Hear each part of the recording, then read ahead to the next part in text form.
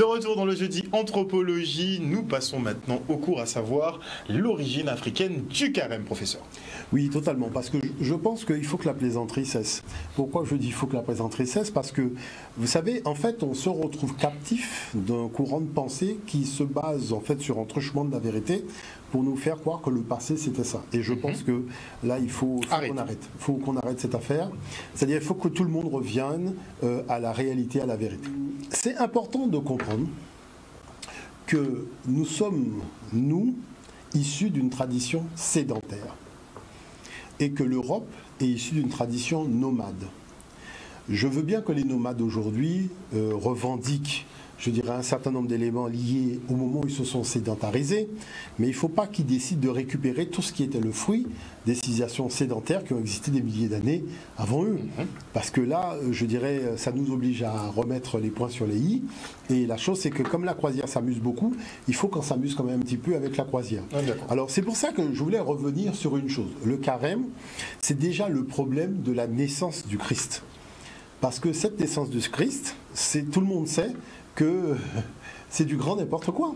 Bon, ensuite, l'autre problématique, c'est que vous avez par exemple la civilisation de l'Égypte. Les gens critiquent beaucoup, mais moi franchement, je me dis, mais c'est extraordinaire cette affaire. Vous avez la civilisation de l'Égypte qui a duré près de 5000 ans. Pendant 5000 ans, elle a toujours cru au même corpus, c'est-à-dire que c'est le même corpus religieux et spirituel qui s'est étalé sur 5000 ans.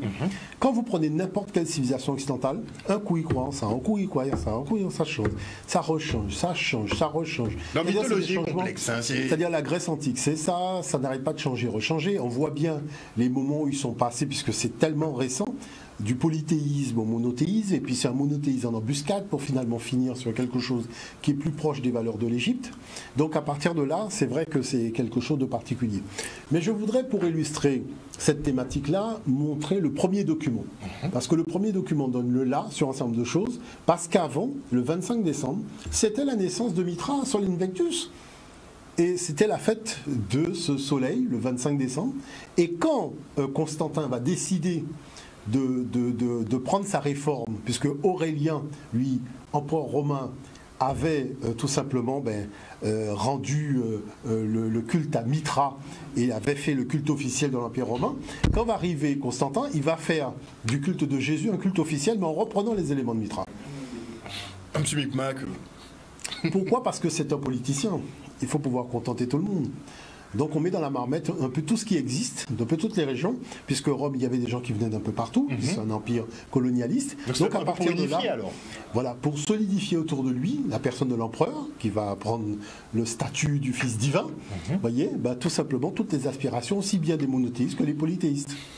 Donc c'est ce qu'on va voir justement dans ce premier document, parce que c'est assez parlant. On part pour le premier document, Jordan. Les bergers de Luc jouent un grand rôle dans le Noël chrétien. Mais d'après le professeur Vermèche, cette référence exclut que Jésus soit né en décembre. Même à Bethléem, les bergers ne gardaient pas leurs moutons dans les champs, la nuit, en hiver. Ils les faisaient rentrer à l'abri. D'ailleurs, les premiers chrétiens fêtaient la naissance de Jésus tantôt le 21 avril, tantôt le 20 mai. Ce n'est que plus tard que la date a été déplacée au 25 décembre. La date de la naissance de Jésus est une institution chrétienne qui remonte au IVe siècle.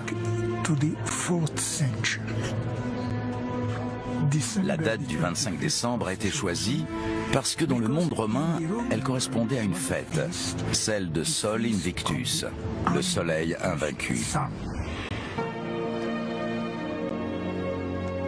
Aurélien va également inaugurer le temple de Sol Invictus, le dieu soleil qui, selon lui, l'a rendu invincible.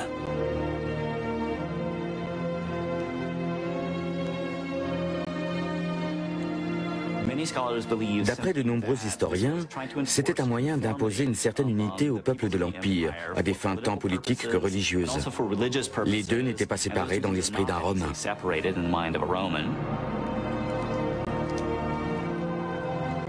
Aurélien fait du 25 décembre la fête du soleil renaissant. Avec une même volonté de faire l'unité de l'Empire autour d'une religion, ses successeurs reprendront cette date comme jour anniversaire de la naissance du Christ. Si bien qu'aujourd'hui encore, l'ancienne fête païenne est célébrée dans le monde entier comme le jour de Noël.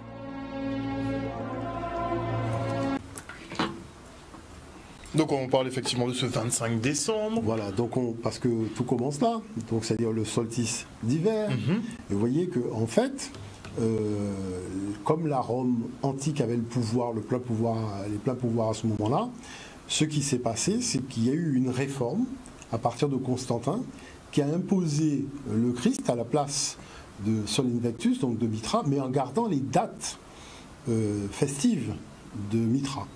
Alors ça pose un problème. Ça pose un problème, je vais vous expliquer qu'est-ce que ça pose pour un problème.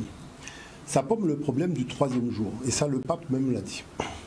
Parce que lorsque vous mourrez un vendredi à 15h, vous ne pouvez pas ressusciter le 3e jour un dimanche matin. Parce que le dimanche matin, c'est pas le 3e jour. Vous voyez? Et pourquoi on se retrouve un dimanche matin? Parce que c'était la fête de Mithra. Et que, voilà, il fallait qu'il y ait cette renaissance du soleil. Vous voyez ce que je veux dire par là? Donc tout le monde le sait, mais je vous dis, le pape, même Ratzinger, a écrit un livre là-dessus. Il a dit lui-même, il reconnaît que c'est une faute que d'avoir voulu conserver cette affaire de 3e jour, alors que de vendredi à dimanche matin, ça fait pas 3 jours. La chose, c'est que je me demande, mais comment les gens ne savent plus qu'un jour, c'est 24 heures? Qu'est-ce qui s'est passé? Je veux bien qu'on nous raconte des histoires, mais gardez un minimum de lucidité. La deuxième chose que ça induit, c'est que Jésus ment. Parce que le problème, c'est que quand on arrive dans le carême, on dit que c'est le moment où il va être tenté par le diable. Oui, mais lui-même dit, prenez l'épître de Jean, son père ne peut pas être tenté par le diable. Donc si le fils est le père est le fils, normalement le fils ne peut pas être tenté par le diable non plus, puisque le père ne le peut pas. Donc si le père ne le peut pas, le fils le peut, c'est que le fils n'est pas le père. Non, il faut quand même à un moment se mettre d'accord. D'accord? Parce qu'on ne peut pas tout dire et tout est rentré dans le même bouquin.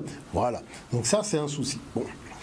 L'autre chose qui pose notre problème, c'est le problème du 40. Il y a trop de 40.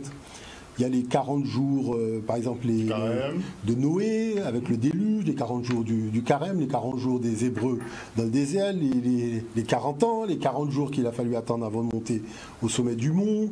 Mais on retrouve les 40 jours du Ramadan, les 40 jours du jeûne de Bouddha. Et même dans la tradition africaine, vous avez les 40 jours d'initiation dans la forêt sacrée. Donc on ne peut pas me dire que sur la quantité de chiffres qu'il y a dans les mathématiques, comme par hasard, on n'en a que 2, 4 et 0. Bon, ça veut dire qu'il y a quelque chose derrière ça. Et qu'est-ce qu'il y a? C'est parce que 4, c'est le chiffre de l'épreuve. Donc 40, c'est 4 plus 0, et ce 4-là, ça représente l'épreuve. Donc c'est pour ça que dans les traditions où on rentre dans tout ce qui est de l'ordre un peu du spirituel et de la religion, vous allez toujours voir le même chiffre 40. D'accord. 40 symbolise l'épreuve. Donc c'est pas que l'épreuve va durer 40 jours, c'est un principe. Voyez, ça symbolise l'épreuve. Oui, ça symbolise l'épreuve. Donc c'est pour ça qu'il y a 40 jours. Voyez. Donc ça c'est quand même quelque chose d'important. Maintenant, il y a une autre chose que ça induit, et c'est là où vous commencez à comprendre qu'il y a un autre problème, c'est que le carême, c'est-à-dire le dimanche de Pâques, c'est le jour qui permet de compter, donc rétrospectivement, le début du carême. C'est-à-dire qu'il y a quand même des événements dont il faut tenir compte pour fixer ce dimanche de Pâques. Il faut que l'équinoxe ait lieu et que la pleine lune ait eu lieu après l'équinoxe. C'est quand même étrange qu'une société nomade prenne comme référence la lune, le soleil et la terre. Alors la question c'est, est-ce que les gens savent ce que c'est que l'équinoxe? Alors prenons le temps de regarder le deuxième document pour voir et comprendre ce que c'est qu'une équinoxe. On y va.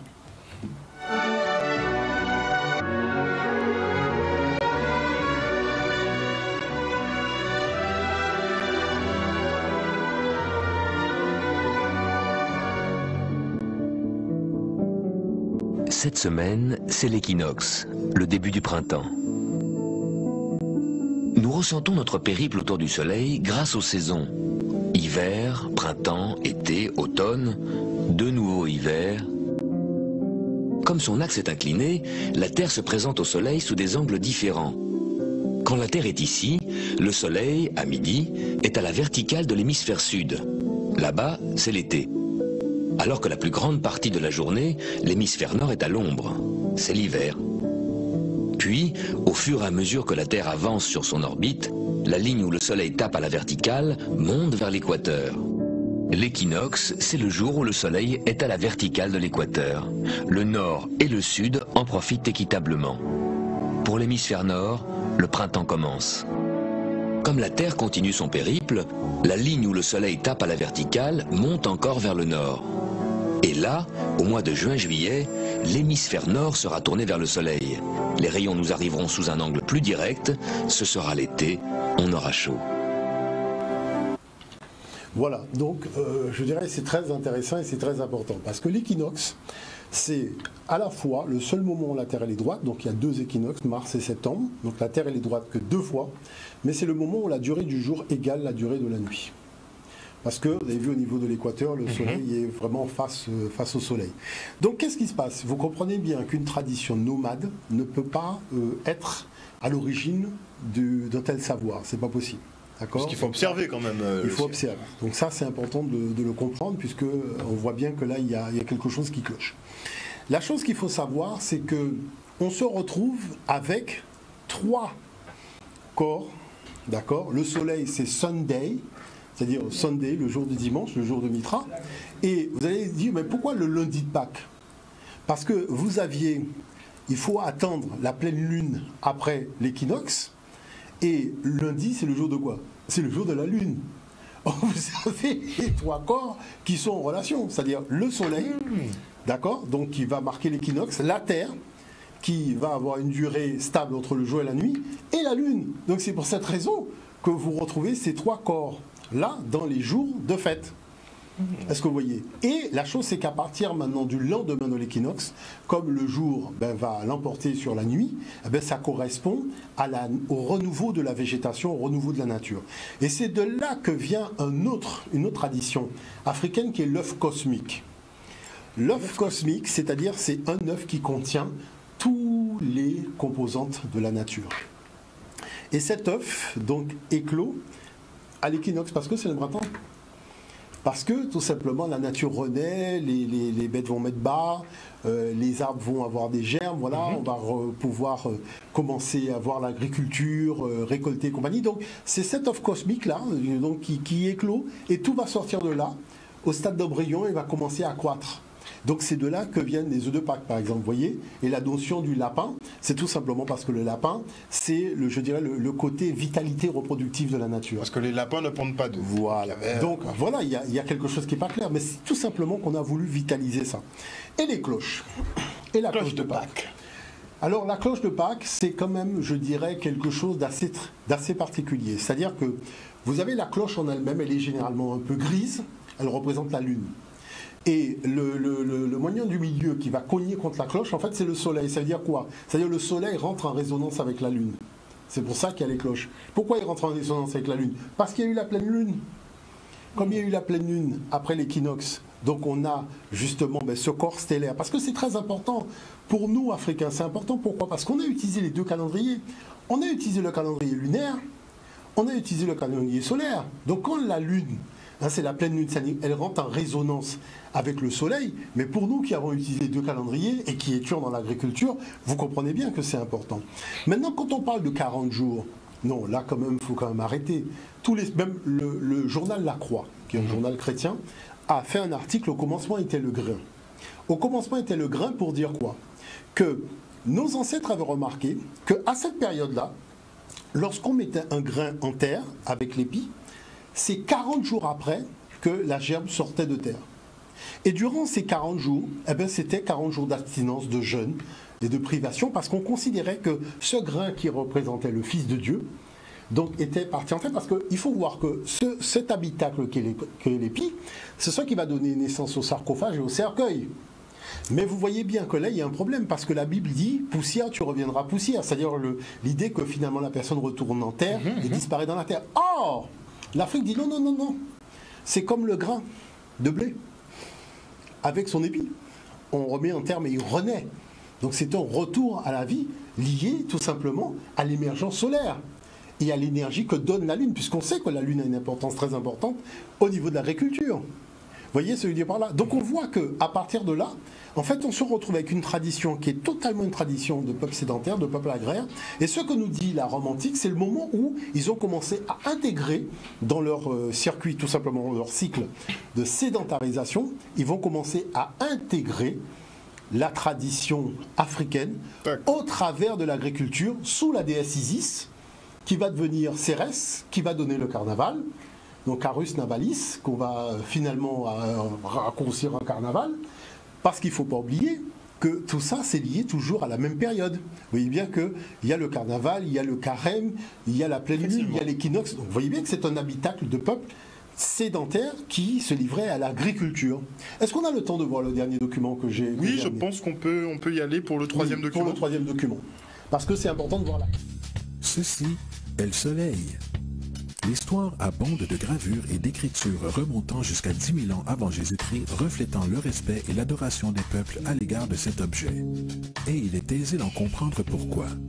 Car chaque matin, le soleil se lève apportant visibilité, chaleur et sécurité, sauvant les hommes des ténèbres de la nuit froide, sombre et remplie de prédateurs. Sans lui, les civilisations comprirent que les cultures ne pousseraient pas et que la vie sur la planète ne durerait pas. Ces réalités firent du soleil l'objet le plus admiré de tous les temps. De la même manière, elles étaient également très conscientes des étoiles. Le suivi du mouvement des étoiles leur permettait de reconnaître et d'anticiper des événements qui ne se reproduisaient que sur de longues périodes, comme les éclipses et les pleines lunes. Ils cataloguèrent alors les groupes célestes en ce que nous appelons aujourd'hui des constellations. Il existe un autre phénomène très intéressant qui se déroule autour du 25 décembre ou du solstice d'hiver. À partir du solstice d'été et jusqu'au solstice d'hiver, les jours s'écourtent et se refroidissent. Vu de l'hémisphère nord, le soleil semble s'éloigner vers le sud et de devenir plus petit et faible. Le raccourcissement des jours et l'expiration du temps des récoltes à l'approche du solstice d'hiver symbolisaient pour les anciens le processus de mort. C'était la mort du soleil. Au 22 décembre, le déclin du soleil était complet, car le soleil, ayant voyagé vers le sud continuellement pendant 6 mois, arrivait à son point le plus bas dans le ciel. Ici, une chose étrange se produit.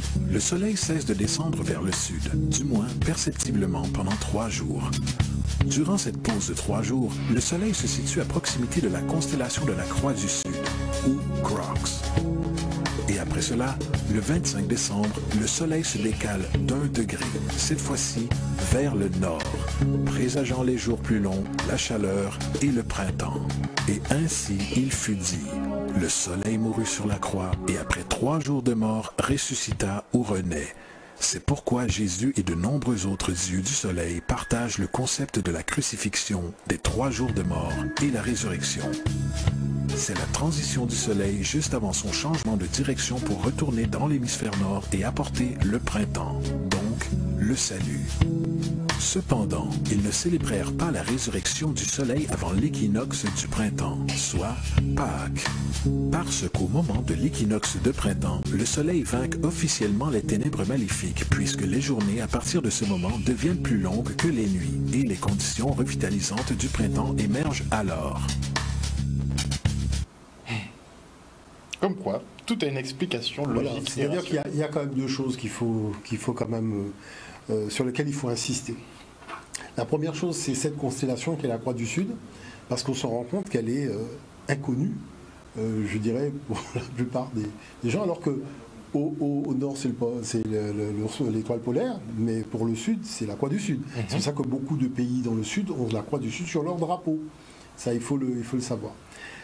L'autre chose qui est importante, c'est qu'il y a ce combat entre la lumière et l'obscurité. Effectivement, comme on a un équilibre à l'équinoxe entre le jour et la nuit, donc on attend tout simplement que le jour l'emporte sur la nuit.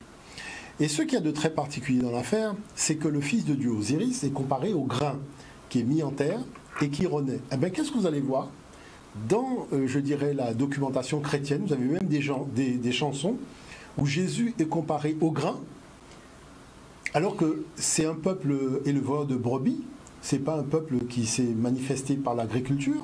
Les Européens ne sont pas non plus issus, je dirais, de cet habitacle. Hein. C'est pas des gens qui étaient voués pour l'agriculture, c'était des nomades. Et on trouve une référence là à tout simplement un peuple sédentaire. Donc vous voyez que, en fait, qu'est-ce qui s'est passé? Il s'est passé qu'on a pris les annales historiques et théologiques des autres peuples. Ces annales, on en a fait une énorme synthèse et qu'on a resservi avec le colonialisme aidant, en privant les gens d'objectivité en termes d'analyse de l'histoire et en présentant finalement la civilisation européenne comme étant l'alpha et l'oméga dans tous les domaines, y compris le domaine religieux. Alors que les gens ne faisaient pas de religion avant, ils faisaient de la spiritualité. Donc tout ça, c'est important de dire que ça, c'était la problématique de l'ère des poissons. On arrive dans une nouvelle ère. Moi, ce que je veux, c'est que tout le monde fasse preuve de minimum d'honnêteté, qu'on arrête de raconter aux gens des contre-vérités, qu'on explique bien aux gens quelle est l'origine africaine d'un certain nombre de choses et qu'on arrête de créer des individus complexés ou des individus aliénés. Parce que ça n'aide pas non plus au développement des relations entre les peuples et ça n'aide pas non plus au développement de notre pays et des pays africains d'une façon générale. Et là, je pense que moi, j'aurais beaucoup plus de choses à dire que ça, puisqu'il y a beaucoup de documents sur cela. Mais je pense que ce que j'ai dit doit permettre quand même à beaucoup de réfléchir sur les savoirs qu'ils ont, la source de leur savoir, et le fait de ne jamais avoir été cherché, est-ce que ce qu'on nous a dit est vraiment la vérité? Je pense qu'il faut faire, prendre conscience qu'on a été peut-être un peu trop naïf et qu'il faut revenir sur un certain nombre de positions. Très naïf face à cette falsification de l'histoire, mais effectivement vous travaillez à pouvoir la déconstruire. Oui, parce qu'on nous resserre l'histoire de nos ancêtres, mais avec des individus qui tout simplement se sont accaparés une histoire qui n'était pas la leur, avec des savoirs qui ne sont pas les leurs. Et c'est démontrable scientifiquement, totalement. A plus B. Merci encore, professeur, pour ce nouveau cours cette semaine. La semaine prochaine, vous êtes encore disponible? On remet le couvert la semaine prochaine. Très bien. Donc, chers téléspectateurs, le rendez-vous est donné. Le prochain jeudi, anthropologie. Vous serez parmi nous, je pense. Enfin, je l'espère. On va travailler une bonne petite thématique. On va commencer puisqu'il se passe énormément de choses, effectivement, pour les afrodescendants, ce qui est très bien. Passez une bonne soirée à l'écoute des programmes de Canal 10 Télévision. On se retrouve demain. Ciao.